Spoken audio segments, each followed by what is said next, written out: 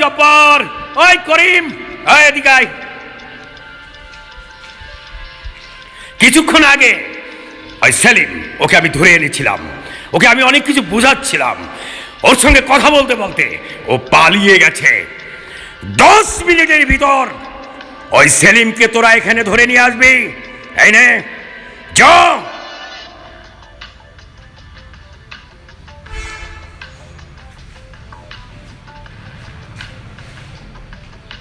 এই তুই এখানে কি করছিস রে? বস না বলেছে তুই এদিক ওদিক করবি না, কেন করেছিস? চল, বস ডাকছে, চল। এই চল চল, এই বয় এখানে।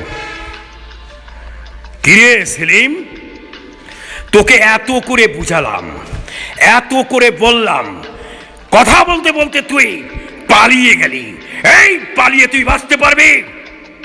তোকে আমি শিক্ষা দিতে পারলাম না রে, তোকে আমি শিক্ষা দিতে পারলাম না। আজ আজ তোকে শিক্ষা দেব। এই এই বল কি করবো ওকে? বস ওকে অন্ধকার ঘরে বন্দি করেন। যা, ওকে অন্ধকার ঘরে বন্দি কর। যতদিন পর্যন্ত ও সঠিক না হবে ওই অন্ধকার ঘরেই ও থাকবে। ওকে ওই অন্ধকার ঘর থেকে বের করবি না, এটাই ওর শাস্তি। যা।